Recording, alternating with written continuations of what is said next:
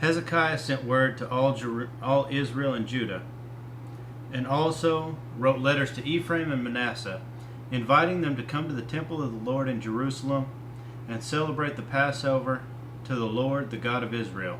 The king and his officials and the whole assembly in Jerusalem decided to celebrate the Passover in the second month.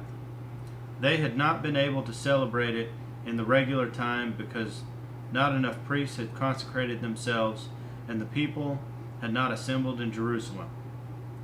The plan seemed right both to the king and to the whole assembly.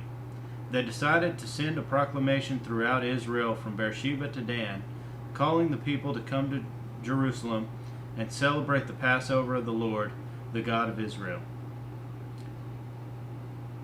It had not been celebrated in large numbers according to what was written.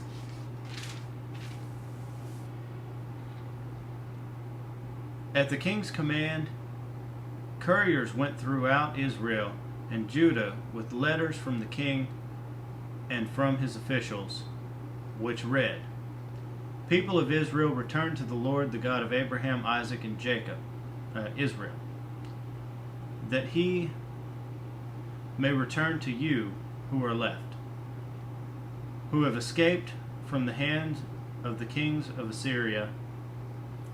Do not be like your fathers or brothers who were unfaithful to the Lord, the God of their fathers, so that he made them an object of horror as you see. Do not be stiff-necked as your fathers were. Submit to the Lord. Come to the sanctuary, which he has consecrated forever. Serve the Lord your God, so that his fierce anger will turn away from you. If you return to the Lord, then your brothers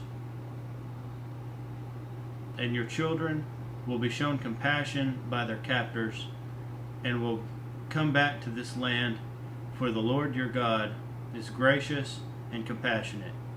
He will not turn his face from you if you return to him." The couriers went from town to town in Ephraim and Manasseh as far as Zebulun, but the people scorned and ridiculed them. Nevertheless, some men of Asher, Manasseh, and Zebulun humbled themselves and went to Jerusalem. Also in Judah, the hand of God was on the people to give them unity of mind to carry out what the king and his officials had ordered, following the word of the Lord. A very large crowd of people assembled in Jerusalem to celebrate the Feast of Unleavened Bread in the second month.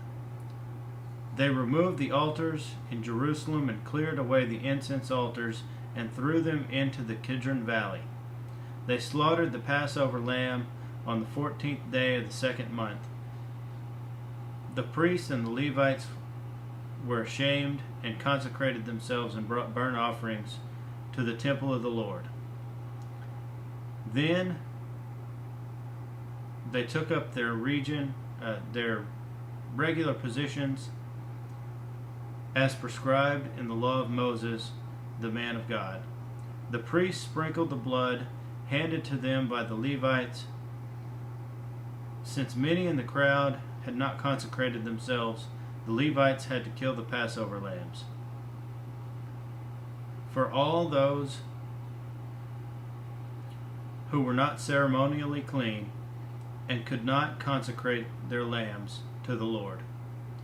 Although most of the many people who came from Ephraim, Manasseh, Issachar, and Zebulun had not purified themselves, yet they ate the Passover, contrary to what was written.